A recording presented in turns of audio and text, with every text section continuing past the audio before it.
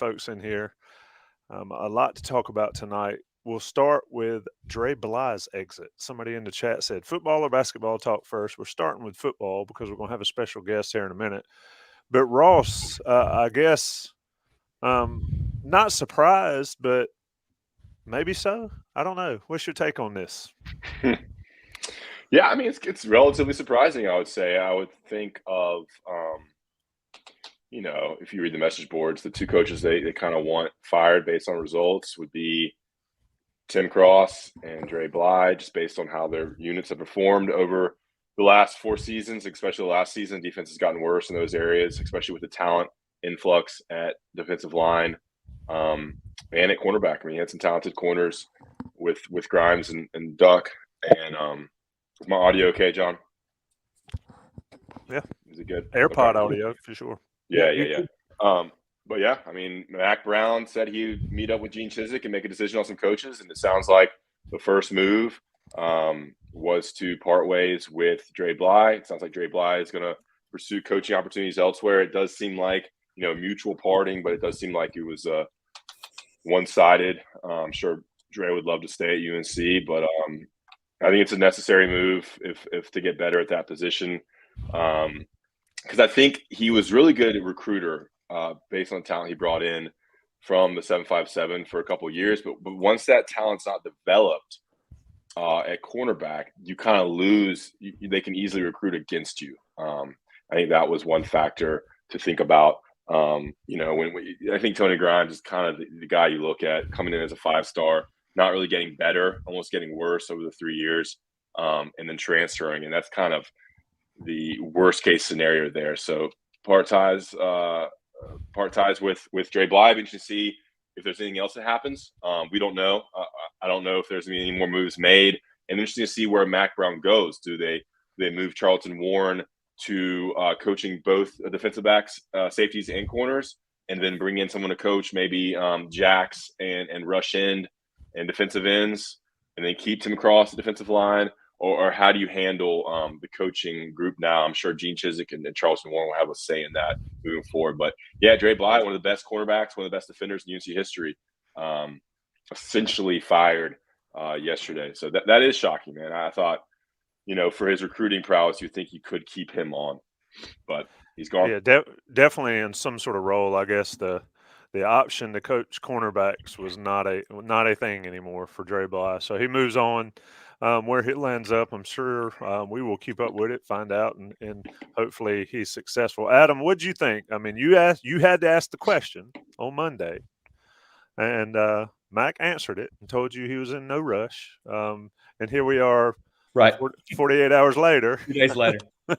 He gave us what he said. He said he basically said, "So give me 2 weeks." I mean, he said the words 2 weeks, and then 2 days later, Dre Bly, they have mutually agreed. How does a mutual agreement of parting ways work? Does that ever happen in the real world? I don't know. It's like a breakup. It's always one-sided, right? It can be as mutual as you want, but there's always one side. It's always someone's decision. But yeah, I agree. I echo Ross in that obviously the development at that position was an issue, but for whatever reason, I felt like that Mac's connection to Dre as a player in Mac 1.0, one of the greatest defensive players in school history, and Dre's recruiting prowess, I felt like that just sort of in Mac's mind would outweigh the pluses there would outweigh the negatives in Mac's mind. That's how I always looked at it, but it didn't. They made the move, and like Tommy alluded to, we had heard that Dre was offered.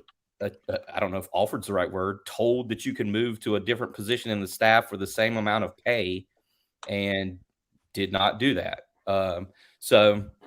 Dre Bly's out, and they need to hire another coach. You could hire someone to coach the jacks. You could hire somebody to coach the defensive ends if you wanted to make Charlton Warren just, the overseer of the entire secondary.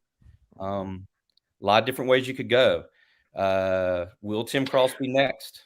I do not know, but obviously that the conventional wisdom was that the pass rush has been sort of punchless the last couple of years, and that the play in the secondary has been lacking. So I think another point is all his corners transferred. Like that's kind of like jarring. Like what you have Tamir Brown, Storm Duck, Tony Grimes, and Dante Balfour all transferring. That's got to be at least half of your position room. Dontavius Nash is he a corner? Or is he he's a safety? He's a safety. So 4 corners transferring, which is a little jarring and hard to not notice. Like, why are these guys transferring? Like a guy like Dante Balfour, just a sophomore, redshirt freshman. He could have probably stayed and played eventually, but so it'll be interesting to see what happens. I think too, it's worth mentioning as well. Storm Duck and Tony Grimes were on NFL draft radars ahead of last season and ahead of this past season. And there's a reason why both of those guys are transferring to other programs rather than declaring for the NFL draft. I think that's another piece of this conversation is, taking someone like Storm Duck or Tony Grimes, who maybe was a day 3 NFL prospect in the eyes of some guys like Mel Kiper and some of the experts out there. And instead of sort of developing and turning into a day 2 NFL guy, those guys are now on to other teams to maybe rehabilitate their NFL profiles. So I think that's another piece of it. And one final point I wanted to make too about Bly, it's worth mentioning. So in the 2022 class, UNC signed 5 of the top 8 players from the state of Virginia. That's only 1 year ago. So, Bly was a prolific recruiter. We all know, too, he had a very close relationship with Josh Downs. Mm-hmm. And Josh Downs was a sensational player for UNC for 3 straight seasons. So I think it's a little bit of a bittersweet moment. I think Mac, always a consummate professional, he handled it in sort of a way only he could by trying to make it the wording as gentle as he could make it.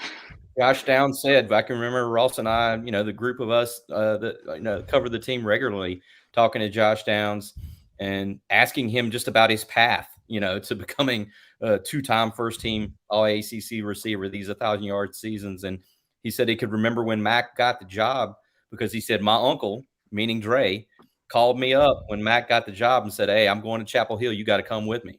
And that always stuck out to me that, he thought about it all the way back to when, he said he was 150 pounds. Now, Dre's coaching the cornerbacks. He's not coaching the receivers, but, he got one of the best receivers in school history in there too. And I've got to think his relationship with like the Drake Mays of the world didn't hurt, with his ties to Charlotte and things like that.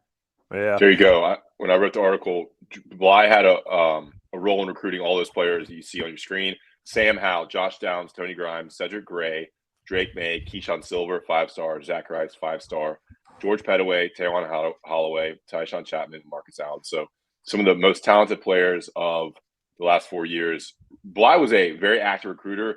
I was speaking with a staff member, and he told me that Bly would help out with any recruitment, regardless of position, side of the ball. He would help out with any position, and he was very willing and active as a recruiter. And look, young, African-American, I mean, I don't know, they're very helpful. I mean, that's a good person to have to talk with young Black people who are going to play for your school. So, and he was energetic, vibrant. He would come talk to me and Adam after press conferences for like 20 minutes, give us all this, kind of go back and forth with us. So we had a relationship with him as well. So, and he loved Carolina. Ross, add that to the list too. He played in the NFL. I mean, he won a Super Bowl. You know what I mean? Like, there are all these boxes that he checked as far as a recruiter. Now, you take it over to the development side, but I totally agree with Ross. I mean, the energy that Dre Bly had was infectious energy, I thought. Like you couldn't help but sort of smile and get happy when Dre Bly came around. And you heard him coming, too. You could always hear him coming. Tom, you'll bring a special guest? Speaking of hearing him come, this is the biggest guest possibly in this show's history. I want to give a shout out. Let's bring him on. Is he How you guys doing? Look at this. This is when duty calls, I come in, Look, let me put out the bat signal. Let me make a point while Don's in here, and Ross, and then I'll let you introduce Don fully. But what's interesting to me about this is the analysts can coach now. Analysts and all that can coach on the field and do all that. The NCAA has changed that rule.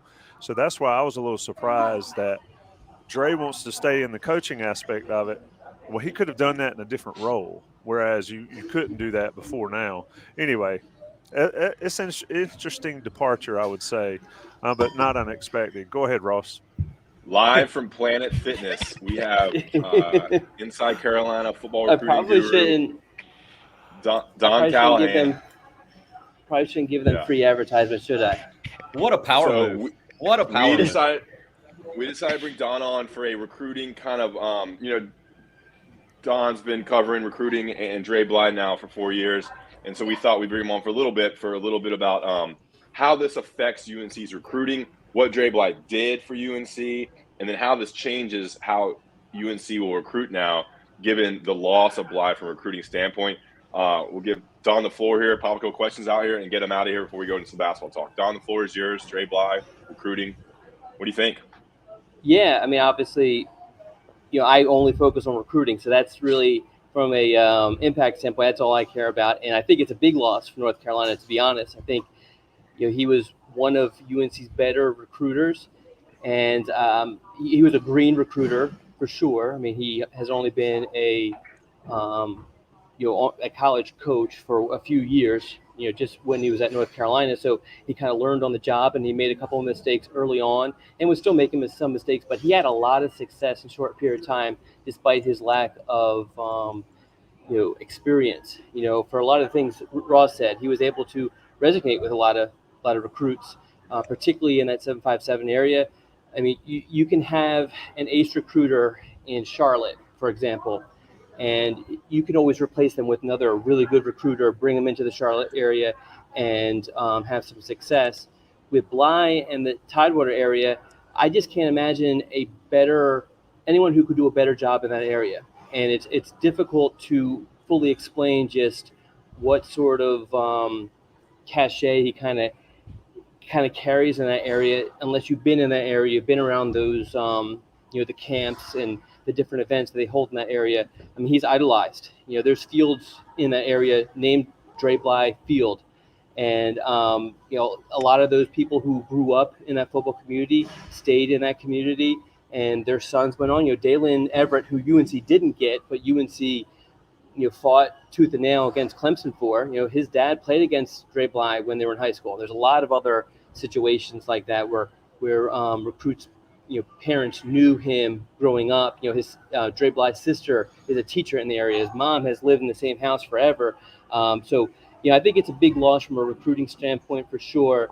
And it's going to be tough to replace. I don't see how North Carolina can have similar success in the 757 with Dre Bly leaving. And I'll get in here and ask you this question.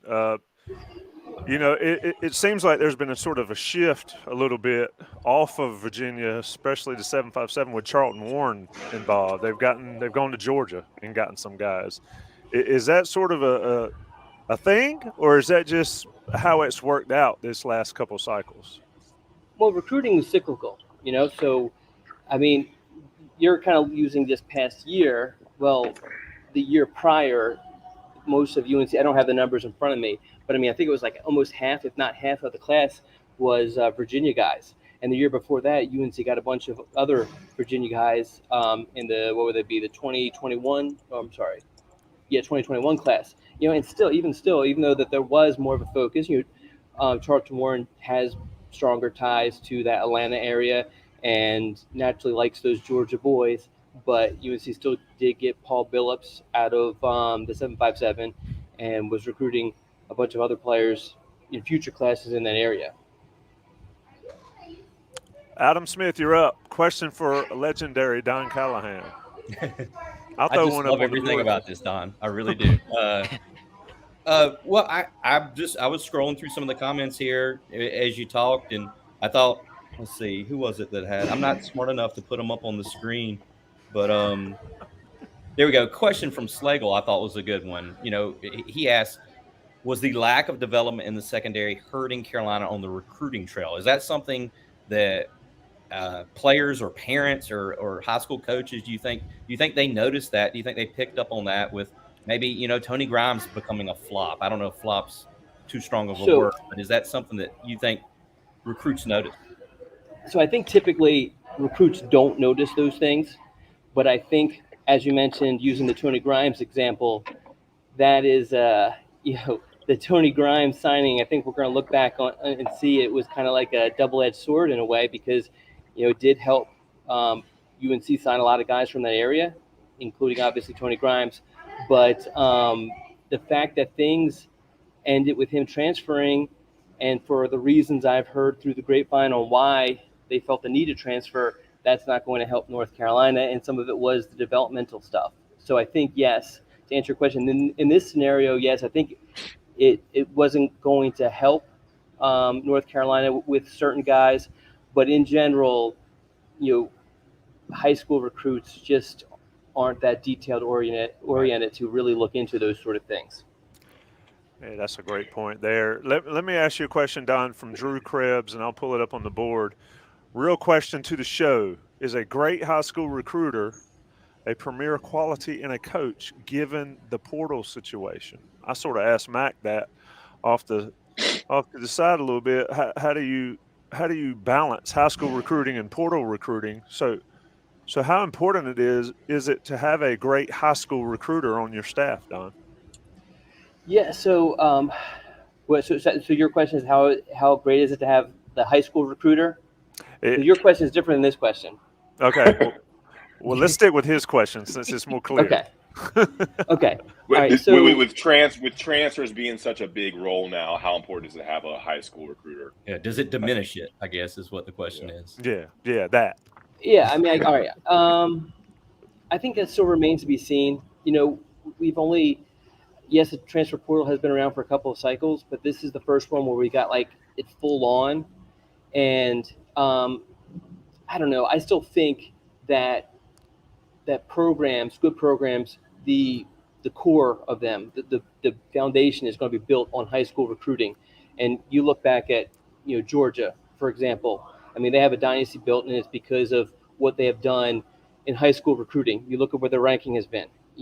And do they do well? Does Alabama do well in the transfer portal? Sure, but they're plugging holes. They're not building the program from that.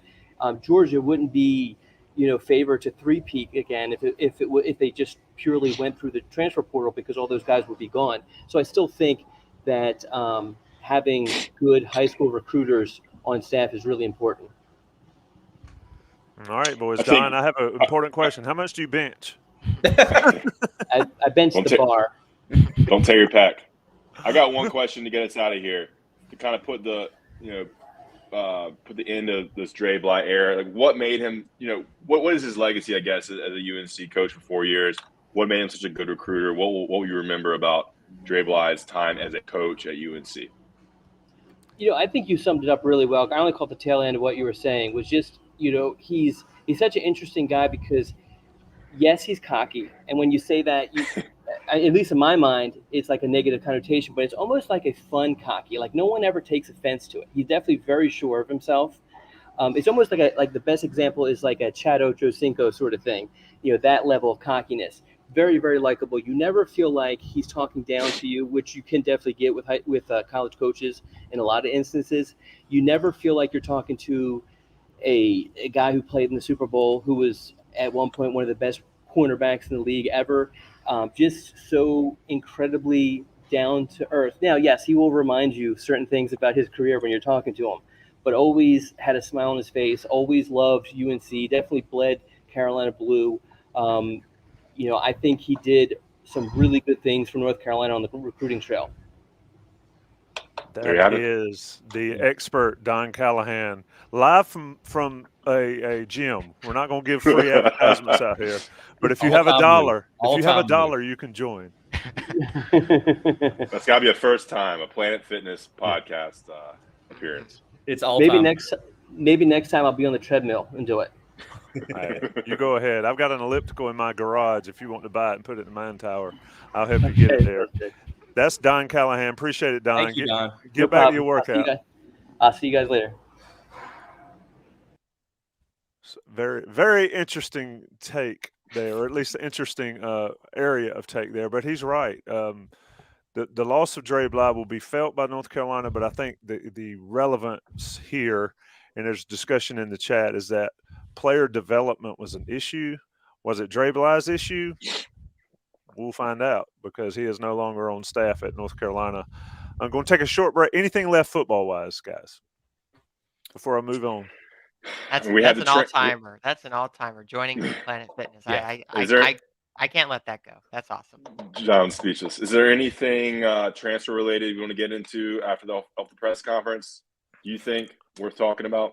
Well, somebody asked were they going to get any more out of the portal. I think I talked to Jason Staples a fair amount today and working on some things with him. I think they still need a couple more pieces in the portal. I don't know if they're going to get any more now. I think after May, or whenever it opens, May 1st to the 15th, I think they're going to lose some more. They could very well have some more announcements before January 18th. Like Olsen gets in the portal right after classes go in session, gets your education paid for. That's how you do it. So I think there's a significant likelihood, don't you agree, Ross, that they lose more and then subsequently need to pick up more? Because as we've seen, going into a season like Carolina has, down scholarships is just a way to get behind the 8 ball if injuries hit. What positions do you think they need to add from Tommy? It seems like you have a couple ideas. Yeah, I think they need another wide receiver. Jason and I talked, and for folks that pay attention to what Jason does, he's dropping – first one will drop tomorrow, film breakdown of Nate McCollum, and then we discussed in a YouTube, about 10, 15-minute YouTube off of that, his impact and all. With McCollum comes Tez Walker from Kent State. So that's 2 guys. They replace the 2 that left, Josh Downs and Antoine Green. And with them, along with Paysor and J.J. Jones and the other guys, you've got 7 solid players there, and they like to carry 8. And if you look at the roster, I was looking at the Go Hills roster. I mean, there's like 15 or 20 wide receivers, but only 6 or 7 of them are scholarship guys. So I think they'll add one there. And Ross, I don't think you can have too many linemen, Yeah, I think they would look to add a left tackle just as an insurance, given the loss of Austin Richards. I think Travion Green could be the starter at left tackle, but you need a backup. So maybe get a grad transfer in there. And I think they probably could need another corner too, numbers-wise. They lost 4. They bring in 2 in the portal, but the freshmen aren't ready. So it's a different world. I think a big thing to take away from the MAC press conference was that MAC is evolving. I wrote about this evolving. We talked about this in the Scoop podcast on Wednesday. MAC's evolving to the point where you need players in the transfer portal to build depth for special teams. You get someone who can try to compete for a star position, but you just need numbers now because you're losing 10. You got to replace 10. And he said it. He said, why get a freshman? We can go out and get a 3-year player. He said it sucks because you're not taking as many high school players. But why would someone go try to develop a 18-year-old safety when you have a 4-year, 22-year-old safety who can ready and be an impact from day one? So that's exactly what I was going to say, Rawls. Sorry to cut you off, Tommy. No, you go ahead.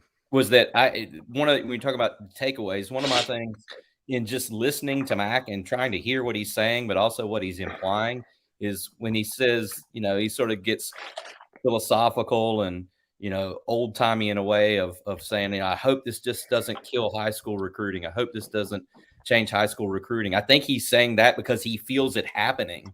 You know what I'm saying? I think he says that because that's what's happening. Because just like Ross said, you could go get yourself a proven player on whatever level. Maybe he's proven on the FCS level, like the corner from ETSU, or the group of 5 level, like Walker from Kent State. But you can get someone who is proven on the college level as opposed to a total wild card who's 18 years old on the high school level. So I think when he says that, he feels it happening as sort of a real thing in his life.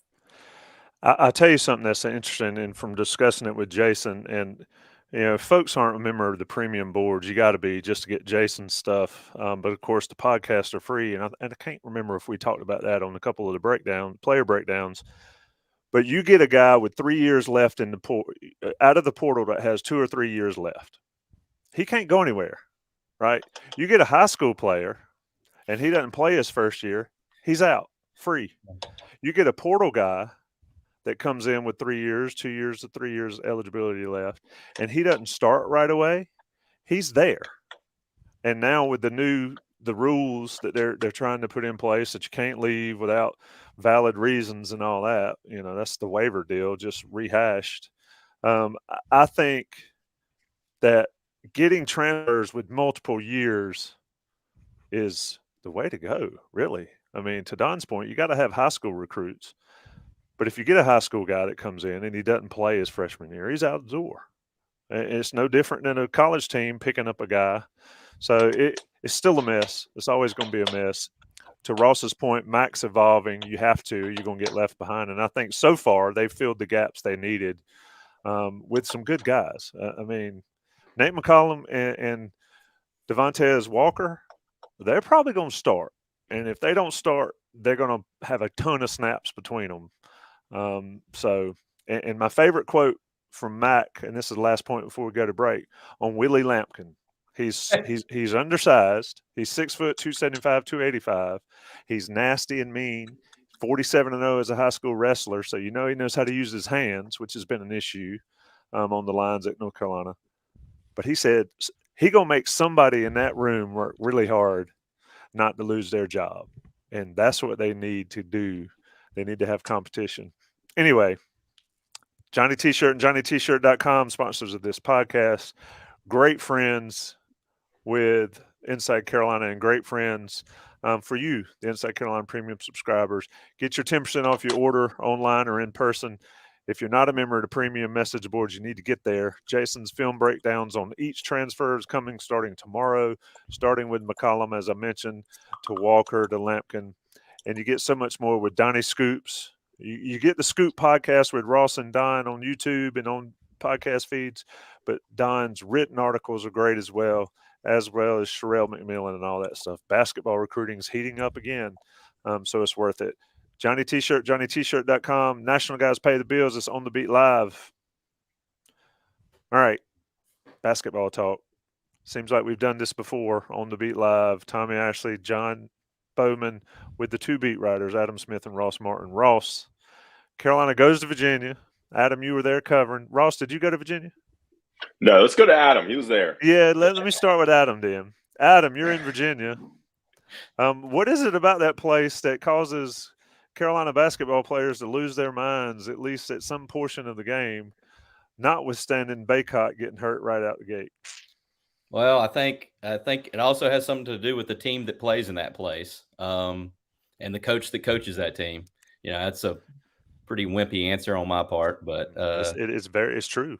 I mean, what was it before they went up there? They had scored. They had like three of their last 4 games had been in the 40s, and one of the games they'd scored 52.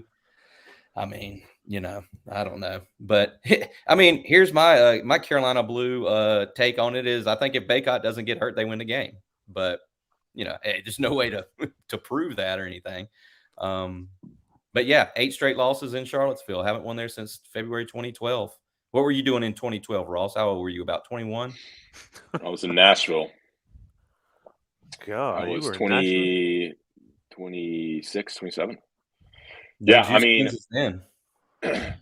yeah, I mean, tough place to win. I mean, I've been there. I mean, the best teams go in there and lose. It's just a tough place to play. He has good teams. He knows how to coach them. And I agree. Like, UNC was in there till the end. Like, you make that. I think Leaky Black had a corner 3 that might have put them up that he missed in the closing minutes. They were down 1. Yeah. Some sloppy turnovers there late. But they were in it. They were leading the second half. They showed some resolve. They were down, they were up, they were down again. So, but now, they're down. The 2 big men, they're down their best. I think Armando Baycott is the best player on this team, the most important player on this team, because they have no one else who can score down low. You put Justin McCoy in when Baycott was out, and it was like, golly, where is the scoring? And then Jaylen Washington came in and played pretty well and was able to score and maneuver down low, which was good to see. But I think the most important player is Baycott, and then after that's R.J. Davis. but losing Bacot was huge. And I'm assuming we'll get an update tomorrow from the press conference, which I will be at as Adam and the interns fly to Louisville with Jim Hawkins.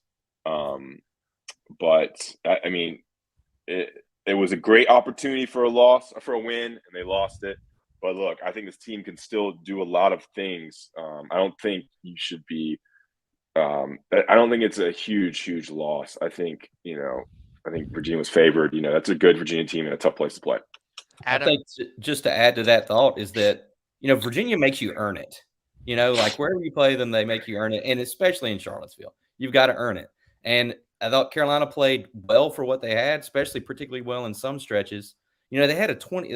I'm sure you guys saw. They had a stretch where they got 27 straight points from guys who weren't named Bacot, Nance, Love, or RJ Davis. That's kind of insane when you think about this team. But they make you earn it, and Carolina ultimately was not able to earn it.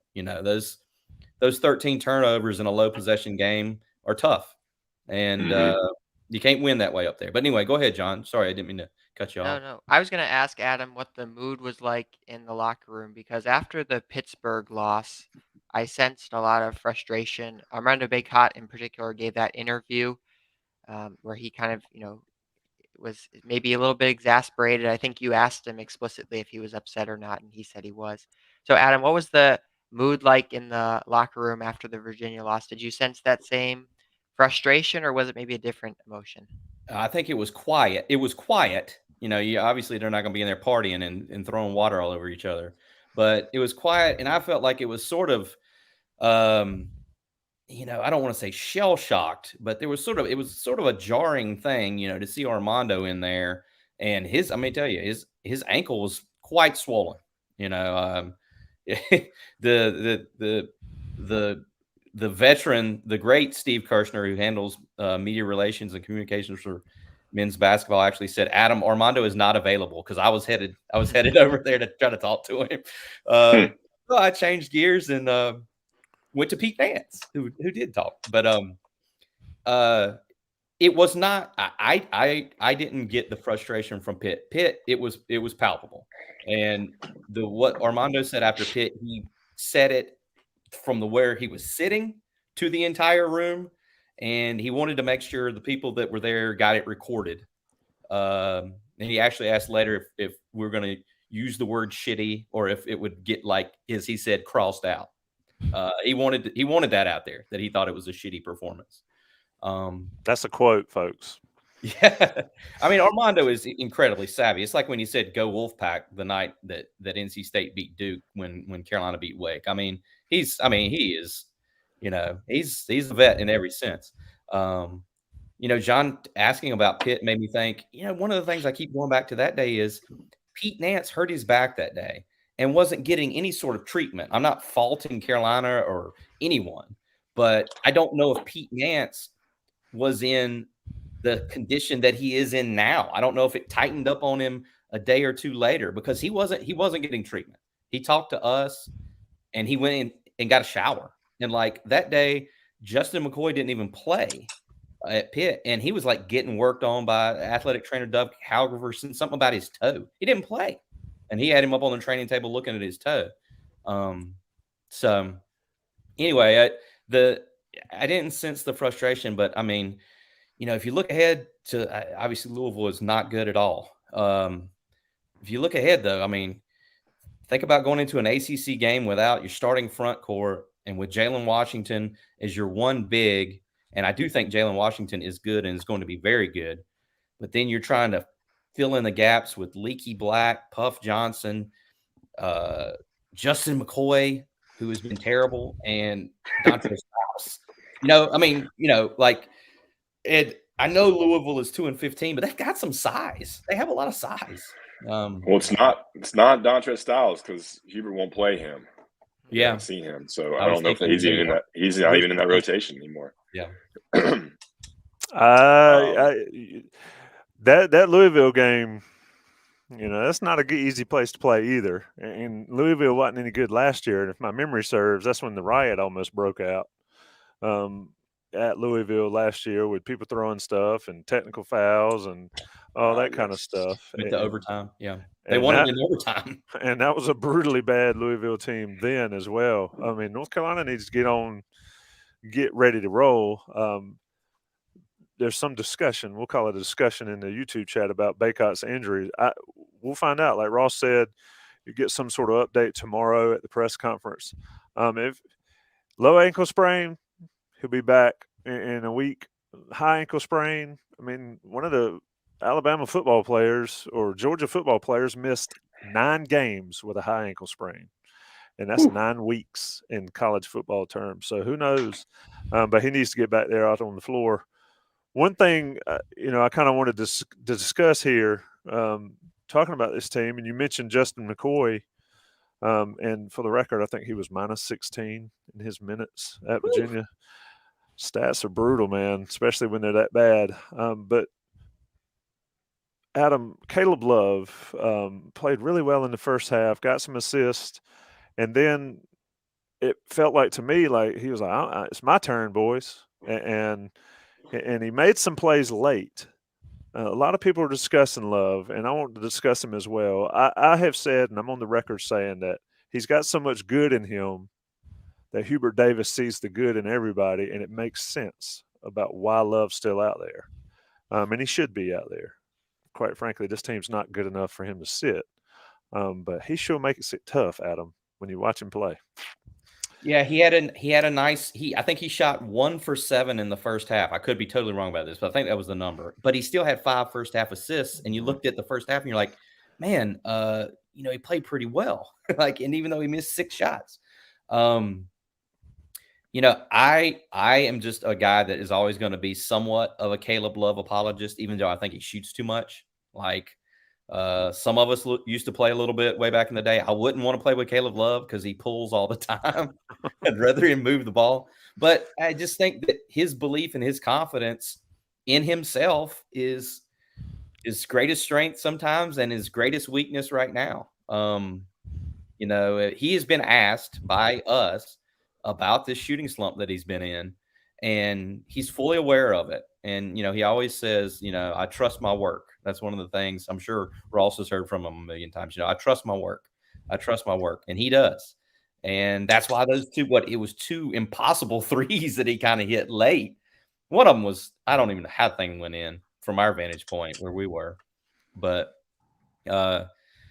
you almost feel like when Carolina's at full strength, when Armando's in there, when Pete's available, it would be better for Caleb just to cut his shots in half. And get Armando more touches and other guys more touches. I feel like RJ Davis picks his spots pretty well. Sometimes you don't. Another thing with Caleb is, let me tell you, if a possession goes nowhere and there's 7 seconds on the shot clock, they give it to Caleb Love. And there was a possession in the first half where he got stuck with the ball. I wrote it down. He got the ball with 6 seconds left with Reese Beekman on him. I mean, he was screwed. He couldn't do anything. And he ended up chucking up a step back 3 that didn't have a chance. I don't even know if I answered your question other than just running my mouth on him. No, I think Love is really, really good when he's on, but in the first half he wasn't on, and I felt like he was still good because he had the 5 assists. It's maddening, and it's also pretty awesome to watch if you're a Carolina fan. I mean, folks want to hate when he's playing bad, but folks want to get that big picture on the wall. I mean, of him making the shot in the Final Four. So same guy. Go ahead, John. I was going to bring up this comment from Tom, who's kind of going towards the point I was making as well, because sometimes he throws up the shots that look like they don't have a chance of making them, and they go in. So would you go this far? This is a question from Tom Ballance. He asks, Love should be out there, but his defense and shooting is not good. How about not starting for a while and him being the 6th man? Ross, would you? I mean, it's unrealistic. It's unrealistic. It would never happen. Like they would never. I mean, he's not going to come off the bench. It's kind of like a non-starter. Yeah, and his defense. If you look at his defense, was it the last 8 minutes of the Wake Forest game? Is that when he really Trimble the lat at the end? But he played Appleby at the start. I mean, Love is purely an engagement guy, and when he's fully engaged, he can be fantastic. But, part of it's on the coaching too, right? If he's been the same way for 3 years, at some point, he's got to be coached to be different. But yeah, he's too important for this team. And you live with the good, and you don't live with. I mean, you live with the bad. Go ahead, Ross. Sorry. Yeah, who would you start in his place? Like DeMarco Dunn? I mean, That was Seth my Trimble. question. Who are you going to start? Seth Trimble doesn't provide much offense. I mean, Seth Trimble's almost a liability to have out there because he can't shoot from the perimeter. So you have Seth Trimble and Leaky Black out there. You have two players that are not confident shooting from the perimeter. Leaky Black has been better this season, but I still think he lacks the confidence. Whereas I think RJ Davis and Caleb Love, they can hit threes. I think Caleb can miss, going 1 for 7, whatever he went for. He only made a 3 in the first half, and then he hit 3 kind of late. That might be right, but I know he hit at least 2 late. He can have those stretches where he can knock down threes. So he is a perimeter threat they need, because I think this is my next point. I mean, you're seeing how much they miss Brady. They're missing that spot up catch and shoot shooter. They don't have it this year. If Brady was in there and caught that pass that Leaky shot up, they would have been back in that Virginia game and essentially won it. They're missing a shooter because it's not Leaky, it's not Trimble, it's not Puff, and then Caleb and RJ, your ball handlers. They're not really like the wings. So I think I knew this would be an issue. They're missing a catch and shoot spot up wing, because it's definitely not Nance either. I mean, Nance has knocked down some threes, but he's definitely not that type of player. You would think that Puff, the hope was that Puff could become that guy, but I don't think he has that perimeter shooting like his brother does.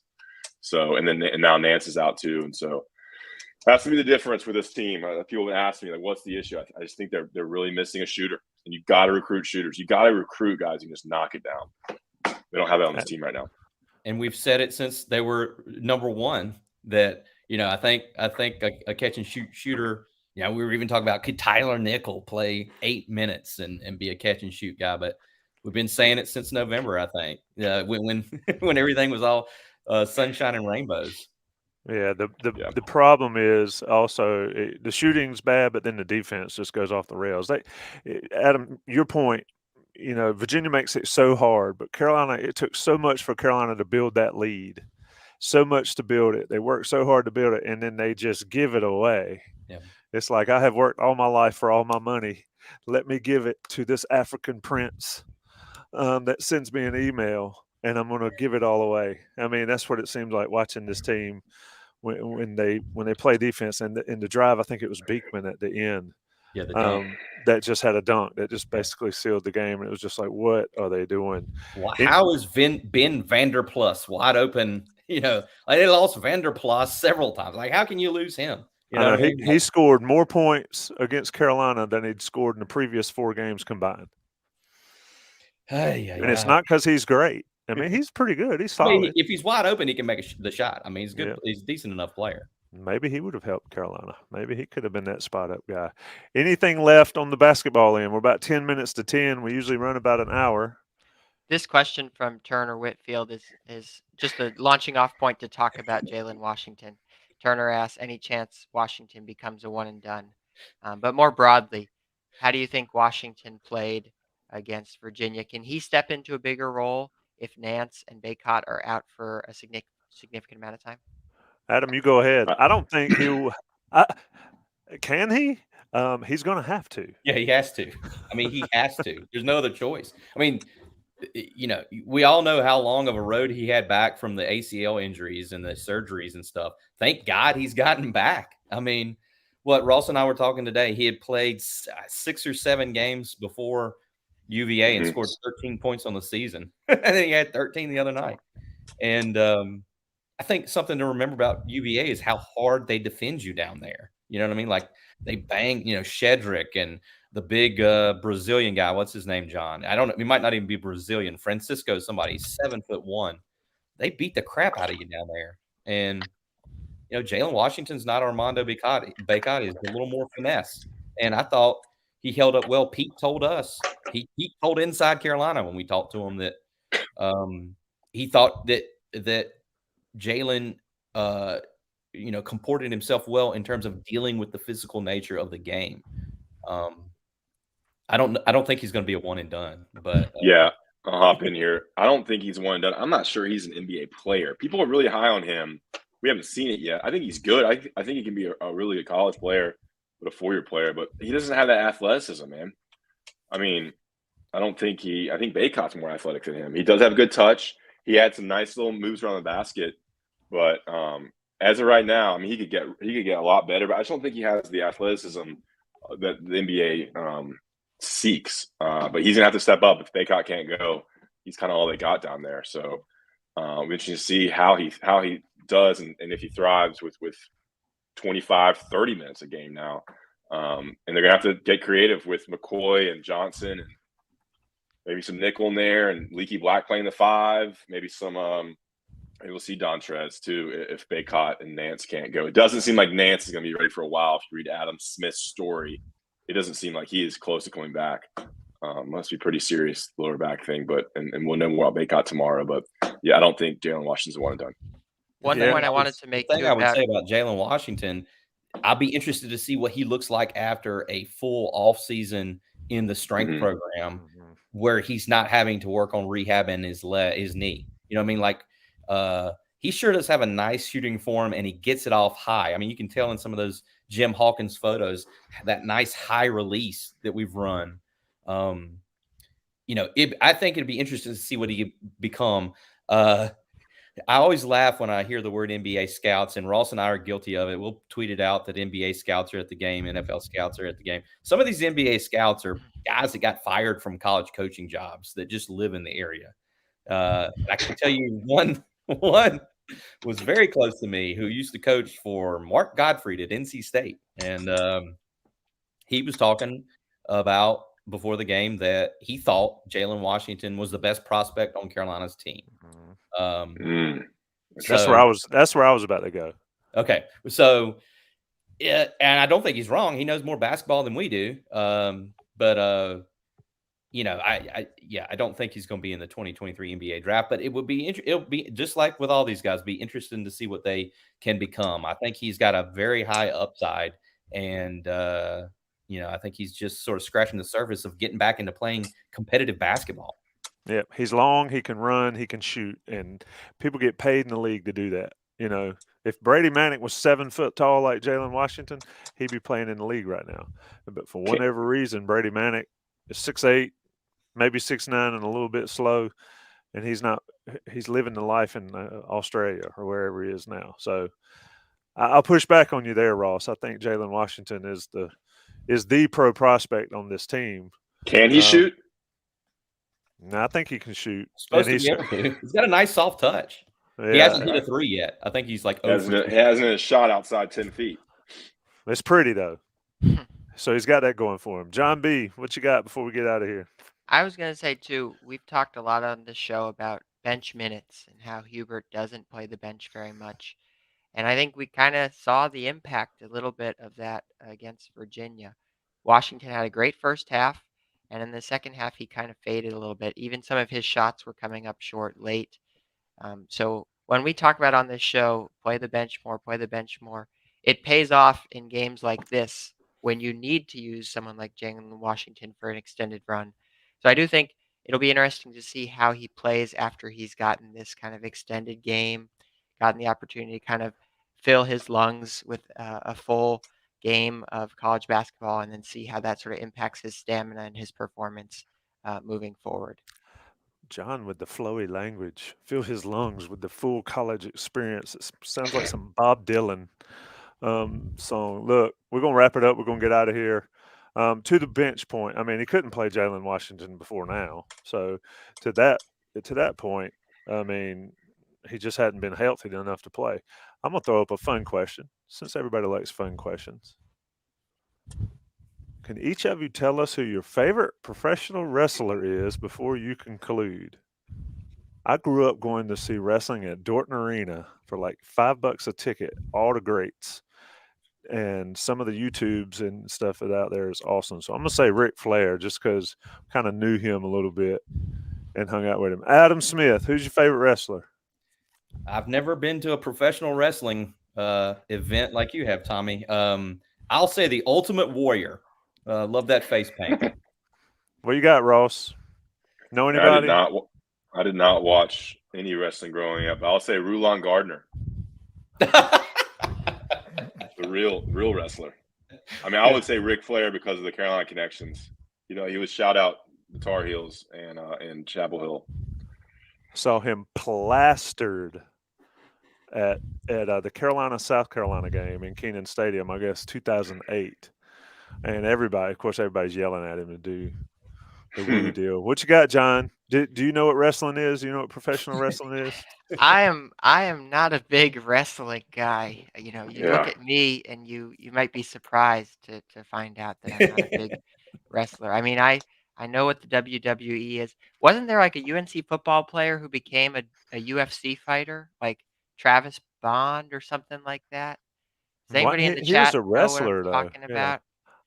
Yeah, there was a lineman who became a not UFC but a pro wrestler. I think it might be Travis Bond. And then That's my favorite. I can't think of anyone. Brennan Williams. Brennan Williams, that's who it is. Got in chat. Brennan Williams. That was the name I was thinking of.